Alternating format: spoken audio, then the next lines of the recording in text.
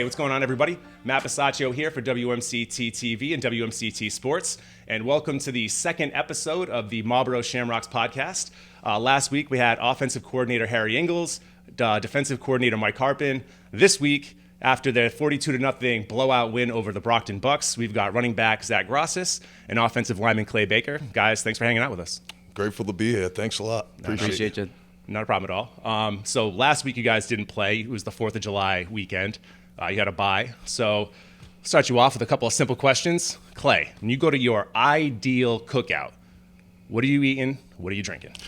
For me, it's definitely some barbecue grilled chicken. Looking for something nice, or even one of our teammates is actually Jamaican, so he can really kind of mix up some recipes and some rubs. Some extra spices in there. Extra spices, and whatever he makes, everyone really enjoys. But to drink, it'd have to be I call it a twisted hard salsa. Okay. And it's a little bit of a White Claw. It's a twisted claw, so it's a White Claw with a splash of Tito's on top, just to spice it up a little bit. Nice. You get the flavor from the claw, but you get a little extra kick in there. I like it. Zach, what about you? Hard to beat the custom drink, but give me a Corona Light, give me a Prosecco if I'm feeling classy. Nice. And then burgers, dogs, Joe's Ribs, our teammate. I've yet to have him. I had to shout him out, though. Yeah. All right, cool. Yeah. Well, so what we all like to do on this show is get to know you guys a little bit, get to introduce you to the community, kind of get to know your backstory a little bit. So, Zach, we'll start with you. Talk about your playing career, how you came up with football, and your road to the Shamrocks. All right. So I've been playing football my whole life since Mighty Mites, the youngest age, played it twice, started with an offensive lineman number with my dad as the coach. He's been a huge role model in my life for football and just all things in general. So it started out at obviously the youngest age possible, played running back probably every year. Always had number 32 until then obviously went on, played in high school. We won 26 games in a row, might have been 25.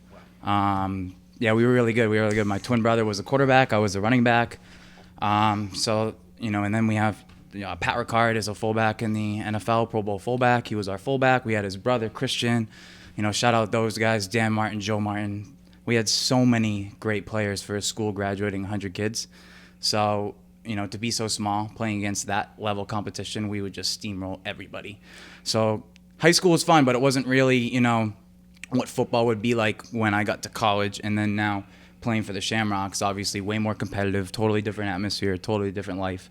Went to play at WPI, was a 4-year starter there, played for 5 years, redshirted, medical redshirt. I've had tons of injuries my whole career. And then the Shamrocks were coming back. I really didn't have an interest in playing for, what would be a semi-professional team at the time. I had, at least coming out of school, I had a couple opportunities, nothing crazy, but a couple opportunities, so I didn't really take it seriously after those kind of squandered. And then when it was announced the Shamrocks are coming back, my father played for them, and really, that was it. In the lineage, in history, I was like, give me number 32. I went back to my high school number, so an absolute blast. My best friend's the quarterback. My other best friend's a wide receiver. I'm the running back. So it's so much fun. Not to cut you off, but that was kind of going to be my follow-up. I know that Blake went to WPI too, Yep. So you guys play together there. Absolutely. So we never actually got to play on the field at the same time. I mean, it depends on the situation. They were 2 years younger than me. I think they were just coming into starters probably as I was on my way out. So maybe played on the field a little bit. I don't really remember, but we were best friends at school. Lived off campus. Basically we didn't live together, but it's like we did. And then that relationship grew from there, and here we are. So you said your father was a Shamrock too. When did he play? He played, I feel like 10 years. Like, I don't really know 100%, but he played in the late 80s to early 90s. He played with Dave Palazzi and all those, right, legend. I hear about it. I never saw it. I was on the sidelines, so I grew up on the sidelines. So it's really nostalgic for me. I really enjoy that side of it. And supposedly he was a great player, so it's great to hear all those stories and hear from even Pat Caruso, who's still my teammate. That's incredible that Pat's been around as long as and he Mike has. Harpin, Legend. my coach. Right. So anyway. But you get to continue the the tradition of a Grasis playing for the Shamrocks, and that's really cool. Yeah, Good for you. what it is, absolutely. Nice. Clay, what about you? So my football career is a little bit different. In high school, I was a 4-year starter, left tackle, and actually my coach was Dave Palazzi from Millbury High School. So the cool thing for me was I got to go play games, and the next day I'd get to go watch the games at Kelleher Stadium. Never in a million years that I'd know I'd be playing or think I'd be playing. After high school, my plans weren't the same. I actually went into the work career and became a barber. I was a barber for 16 years, and I found myself, after having a family, I kind of get out of shape. So I decided to get motivated, got into a healthy nutrition program, ended up losing 135 pounds and put on 27 pounds of muscle. Wow. And I decided it was time to get motivated, and I started putting up workout videos. Hadn't even played in 8 years of football. And one of my customers that I was a barber with is actually one of our awesome alumni's uncle, Teddy Merkel. It's Lamar Edmonds' uncle. And he would come in and he said, hey, the Shamrocks are looking for linemen. Why don't you come try out at a practice? And, I kind of dusted it off. I felt good. But it was something I always wanted to do because I had ended up losing my father. And I kind of always wanted to play in his name. So I decided to go back. And that first practice, I went back and got my chance to get in. Coach Ingalls, both Harry and Adam, gave me a shot to get in. And as soon as I took it, I took full advantage, learned so much from my teammates. Different things. Things were different when I was in high school. It was more north-south. Now it's different zone blockings and different things. So my whole first year, it was really learning from my teammates. What I took from them is something I could never repay to them, because last year I came back, had the best year of my career, got named Trench King of the Year, and formed not just a friendship, but a brotherhood. So for me, things are a little bit different. I get to play for my family, my teammates that really kind of taught me more than I probably even learned in high school and how to play ball. And, to come out every game, the preparation that we put into it, it's one of those things that it's kind of changed my life in multiple ways. Like, to look forward to playing, but actually every week we need this. Like, I feel that need to play ball. So to have the opportunity to play here at this level, and win 2 championships, 2 world titles, Show off those rings. and 2 national titles, it's an honor, but it's also a privilege to play at this level. So I'm grateful for that, That's great. I mean, the Shamrocks mean so much to the community. It's really nice to hear that the Shamrocks mean a lot to the actual players within the team itself. Yeah. I mean, for you, Zach, your father played, so now it's something that you get to do and carry on the tradition of doing that. For you, I mean, the Shamrocks are like this community that you were able to insert yourself into that's meant so much to you and given you this sense of self-worth. And that's got to be really something that's special to the both of you guys. Yeah, big time. It's like a brotherhood, It's not just a team. We're all kind of out there to play for each other, and it's not just single individuals playing at, for stats for themselves. It's all of us. We want the win, but not just the win. We all want to win big, and what we put into it on and off the field, whether it's practice, it's the workouts that we do when no one's watching. It's the things that we do when no one's there to hold you accountable as a team, because we love one another, No, I mean, just hearing you say that is just another example in a long line of examples of how much of a first-class organization the Shamrocks really are. I mean, you think of semi-professional football, you think of, like the long, like these like 2-bit like football leagues that like you'd see like a couple of weeks ago where the other team doesn't even really show up. They come up with like 10, 11, 12 guys. You wait in 20 minutes after the game is supposed to start. But for you guys roll in there 50 deep. You guys have guys on the roster that don't even show up most of the time. They're on call waiting to come play. I mean, that's got to be great to be a part of a team where everyone comes together and really cares. I mean, yeah, absolutely. We roll 50 deep, like you said. Even myself coming onto the team, I played running back my whole life. 5,000 yards in high school, 3,000 in college, and it's all I really ever known football-wise. And I came in, and we had so much talent, and not much talent at this time of building our team on the defensive side. So I was like, hell, I love football. Let me play some defense. You know what I mean? I'm like, I know the game inside and out. Play safety, and that's where I was. And then a week later, Lamar Edmonds, safety for UNH and the Giants, short stint. Like, that's who I get to learn from and play next to. So I started out on the defensive side of the ball because we were so deep. And then opportunities would arise at running back, and and I'm just an example of so many people that are like that. Hey, we're really good at wide receiver. I just joined the team. These guys know their stuff, right? So let me go play DB and, be the best player I can be to help this team. And so we have a lot of guys that just show up to help the team. And I'm like, I don't know how some of these guys who don't play, but it's because they're just such good people and care so much about the team. It really is incredible. It's just finding your part. And that's just the thing. Like, we're all rooting for each other and trying to do things to better each other. Like, us up front on the line, we expect greatness. So we critique each other to a T where it's almost like busting each other's chops, but it's accountability.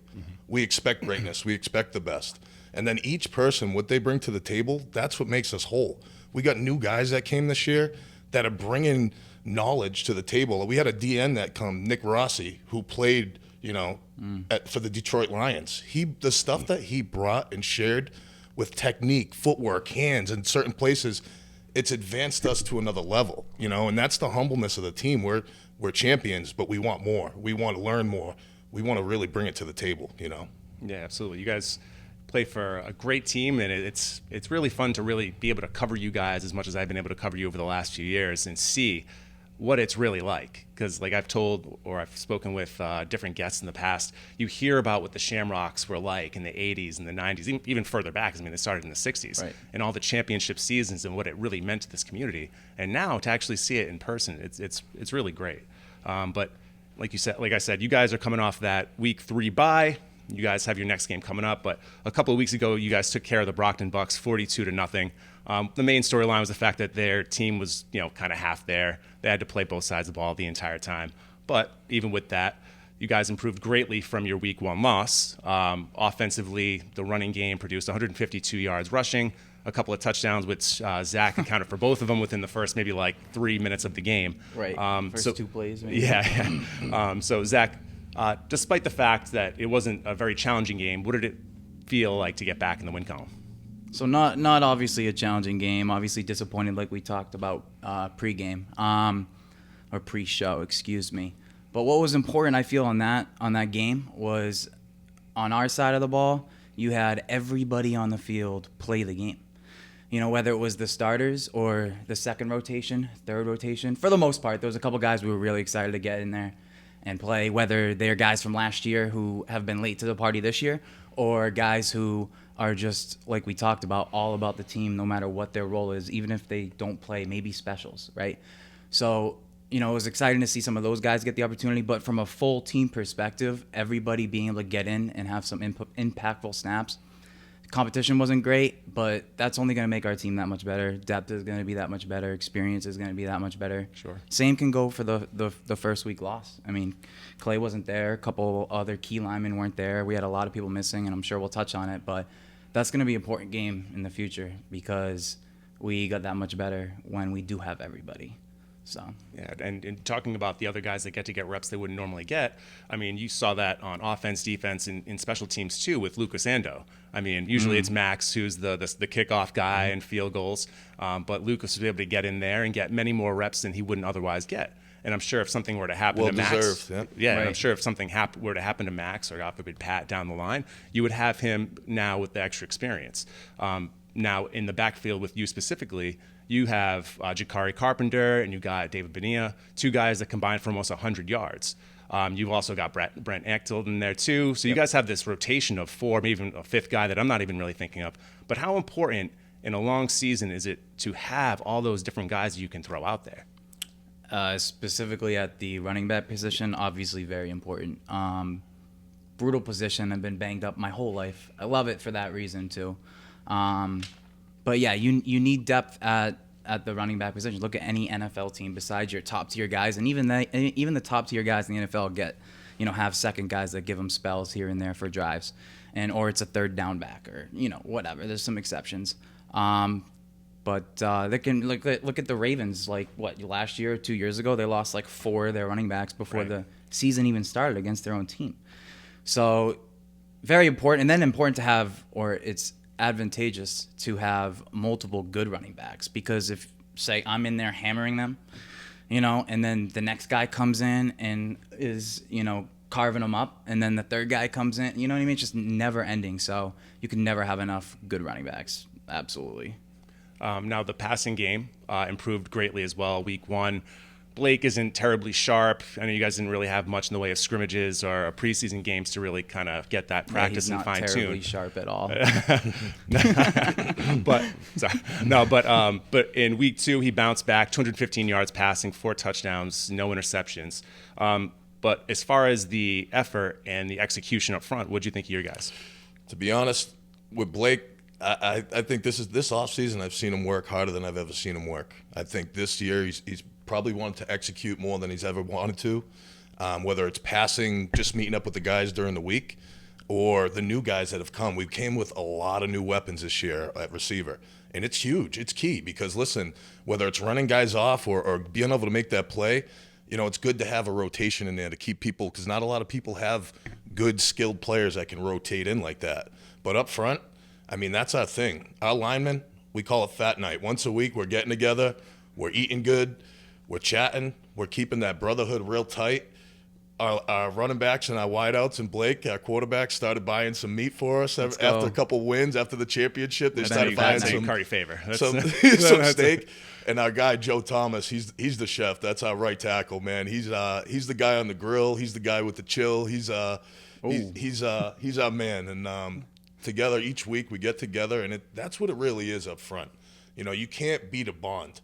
And when it's brothers that'll lock in, and we're not afraid of anything or anyone. Anybody that's ready to come up, we're going to take them on, and they better be ready for us. Because, listen, I want them to know that we're coming, and we're not going to let up on anybody. So whether you come with 11 or you come with 50, we're ready. Well, I'll tell you what, now that I've heard about Joe Thomas's ribs twice in the course of 15 minutes, now I feel like I need to have them. Right. Joe, if you get them, we're at 91 Main Street here, 2nd floor, above the Vin Bin. You can bring them by whenever you want, all right? You might feel a little weird after. Definitely full. I bet. But as far as like Blake, it's his 3rd year with the team. How have you seen his growth, especially like in the huddle? You say that he wants to execute. How talk to me about his confidence. So 3rd year in and 3rd year for me too, and I think both vocally and his confidence has been huge. And the work that he's put in, he knows where people are going to be. He's getting that feel for the pass and where it's going to be. But in the huddle, it's more like when he's calling that play, we know that's the play. Like, we're ready to go. We're confident he's going to make the right decision. And listen, week 1, he didn't have the time. And 3 of us linemen, nothing to take away from the guys that filled in. Absolutely. Thank you. Thank you for being there. But, we're veterans now, and we know how to work together. Our steps are key, like right after one another. I step right, everyone steps right. We're going left, everyone's going left. That's the way to play up front. So he didn't have that confidence really, too, once things got a little heated up. Week 2, you see he just stepped in there, and it was like playing in his backyard. And that's what we expect. We expect him to be great this year. We expect an MVP season, and nothing less. The game was never really in doubt. Zach scores the 2 touchdowns within the first few minutes. It's pretty much over. In a situation like that, I'm sure you guys have been a part of games throughout the courses of your careers where a couple of minutes in or before the game that it's pretty much over. How difficult is it for you, and Zach, we'll start with you, to keep your focus in situations like that? It's difficult. Even starting pregame, when you see across the, I'm gonna have a real answer across the sidelines that there's not that many people showing up. All the work that you put in, the talent that we have. You're gonna absolutely destroy them. I mean, we feel that way about most teams, but I mean in this case, we knew it wasn't even gonna be close. So it was a little lighthearted for myself personally, but I used it as an opportunity to stay healthy. Have a couple impactful drives, and stay healthy, hype up some of your teammates and some of your friends, So, it is difficult from a personal standpoint of wanting to be this competitor and best athlete and knowing you're only going to get a couple opportunities because the talent isn't there on the other side. That's tough, but, you got to look at the positives, and we had a blast, and I wasn't sore for 3 days after, So. I'm sure that helps. Absolutely. Now, like in a situation when you let your guard down, there is the potential for injury. Is that something that creeps into your mind? Well, that's just it, too, and it's the person that's going 25% and then the other person's going 80 to 90%. You don't want to let up. But the big thing with something like this is, like, each week we go against each other in practice, and iron sharpens iron, right? But you don't want to hit your teammate the way that you want to hit an opponent. Sure. So at least we get a shot to hit somebody else. At least we get a shot to give our offense a look at another look. And that was just it. And we knew it from the get-go. The game started a half hour late. We still had to get ourselves re-loosened up. But it's just being and having that hunger to get on the field and lay a licking, really. I feel like every one of us are ready to play ball at any given time. So it makes a little difference, you know. So that win brought you guys to 1-1 in the year. I think you guys are currently second or third in the ECFL standings. Atop is Granite State. You'll be playing Mill City next weekend. They're 1-1. They're coming off that loss to Granite State. So you have the Mill City game, and then following that, you come home to play Boston. Now, over the last few years, and as far as I know, the Boston Bandits have been one of the better teams in semi-pro football in the area for a long time. So with that, when you have a game that's coming up, but the game after it, a big home game, is there potential, and Clay, we'll start with you, that you may overlook your opponent, and this could be a trap game for lack of a better term? Typically, maybe some other teams, but our coaches are really good about that. It's a week-to-week opponent. We're not really looking too far ahead. It's every week it's looking to be 1-0. So regardless what our record is, last year we lost one game, and after that game we were ruthless the rest of the year. So I see us learning from that first loss, coming together more as a team, and really keeping the foot on the gas. But it's not looking ahead. It's week to week, really kind of breaking down, knowing what our assignments are, knowing what we got to do, finding out what their weaknesses are, and capitalizing on our strengths. We do know what we have ahead. We know what our schedule may be, but every week it's week to week, just looking to really kind of execute on the plays that we got to do, and not to Bill Belichick it, but do our job. That makes sense. Zach, what about you? How do you specifically keep yourself and your position group focused on the next game without looking ahead?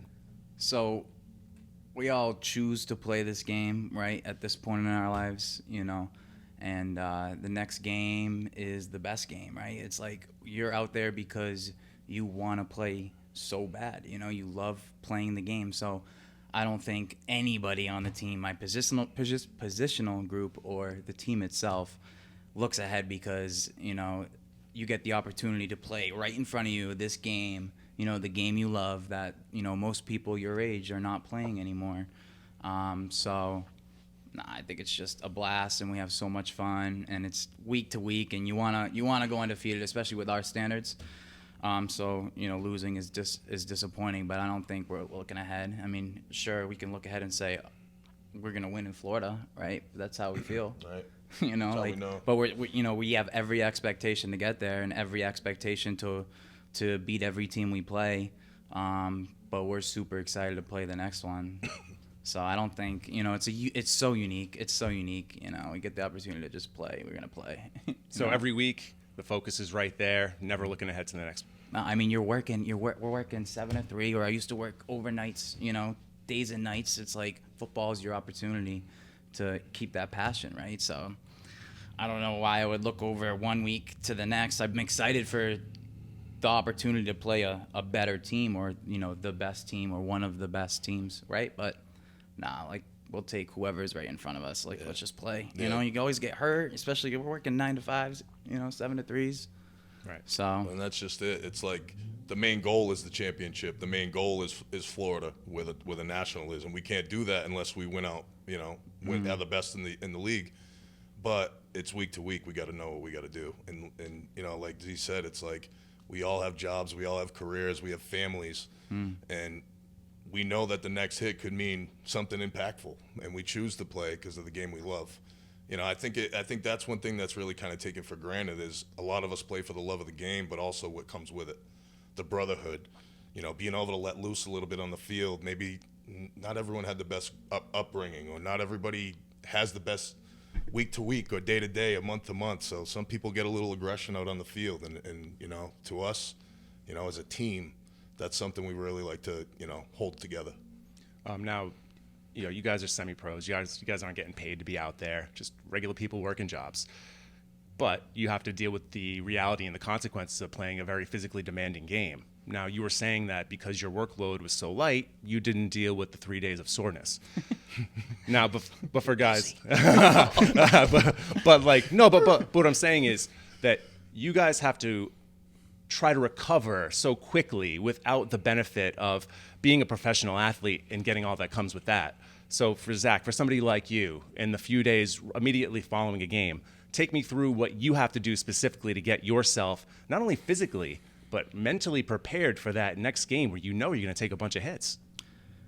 Yeah, it's day by day. It's day by day. It's a lot of stretching. It's a lot of using, the machine gun to, work out your muscles. It's a lot of getting back into the gym. It's a lot of hitting the field with our Tuesday crew minimum. We get Blake, Mitch, all the wide receivers, a couple running backs, etc. Right. So those are the routines. So that's kind of set in stone. But there's nothing specific, each day that we do. It's just getting back into the motion, because technically Monday comes, I'm working 7 to 3. So maybe I'm trying to wake up before work and work out. I built a gym at my house, so that's something I did just for the lifestyle, and it helps in this situation. I just put the chemicals in my hot tub today, so I'd love to tell you that I sit in my hot tub, have a couple of his twisted whatever the hell they wear, twisted claws or maybe it's the beach. Like this weekend, it'll be the beach. It'll be a relaxing day, and then it'll be trying to gear up and get my body right for Monday, Tuesday, Wednesday, into practice Thursday. But that's the lifestyle I'm trying to live too, and it's hard with work. So I'm trying to build everything around me, friends, family, and my atmosphere at my home, to support that life, whether it's football or not. So it's a challenge. But it's a lot of fun. I'm sure it is. Now, how old are you? I'm 29. You're 29. Yeah. So creeping up to 30. I'm sure that you feel. Hey, I'm not. I'm 37 years old. I'm gonna be 38, and my days of playing, competitive sports are along in the rearview mirror. So no hate here. Yeah, but I'm sure that it's much more difficult. You get into your late 20s, early 30s. For some of these guys on this team, they're inching up close to 40 years old, even older than me, into their 40s. So for Clay, for somebody like you, is there anything that you do specifically to try to get yourself ready? So for me, I'm going to be 37 in August. My man. So I've been playing a long time. My body's taken a long beating, but for me, it's the nutrition and what I can put back in my body. The products that I took to get my body right is what I use to fuel it in between, healing and different things like that. So I do the nutrition products consistently during the week, no matter what. But after a good game or a good workout, or like a combat workout, especially a game where I'm inflicting pain, but my body's taking a lot of compression too.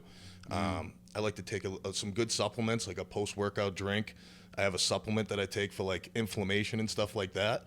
But to me, it's like an ice bath, ice down type of thing to help with the inflammation and things like that. And then rest and relaxation. I got 2 little girls. They're 8 and 6 years old. So I don't have much sitting around for me. I'm chasing them around, and then my wife's actually 6 months pregnant with a baby boy on the way now. Congratulations. So for me, it's I don't have much rest, but I utilize what I do have, and that's usually the nutrition I can put back in my body. Yeah. And you as a father, you got a couple of kids, one on the way. I'm sure that you want to try to keep yourself in as good a shape as possible to set as good an example for them as you can too, right? Absolutely, and that's just it, and that was kind of the motivation to get back healthy in the beginning before I even started football. And then what had come from that, and this, it's something special to me. Well, good for you, and congratulations on losing all that weight. Thank you. Yeah, really. I mean, I struggled with my weight in my early 20s. I dropped about 50 pounds myself. So to hear that somebody lost, thanks, man. But to hear that somebody lost 120, you said? 135 pounds. 135 pounds. That's a Shout whole person. You dropped the whole dude. There it is. I'm waiting for it. That's great, man. So congratulations to you, and congratulations on your win last week, and good luck to you next week against Mill City and going forward. In a couple of weeks, you guys will be playing the Boston Bandits live right here on WMCT-TV. That's Channel 8 Comcast, Channel 34 for Verizon subscribers. You can also watch the game on YouTube, Facebook, and Twitter. So, guys, thank you so much for coming on today's show. Really do appreciate it. Thank you for the opportunity. Thank you very much. Grateful to be here. Rock block, baby. All right, that's going to do it from the WMCT studios. We'll see you next time.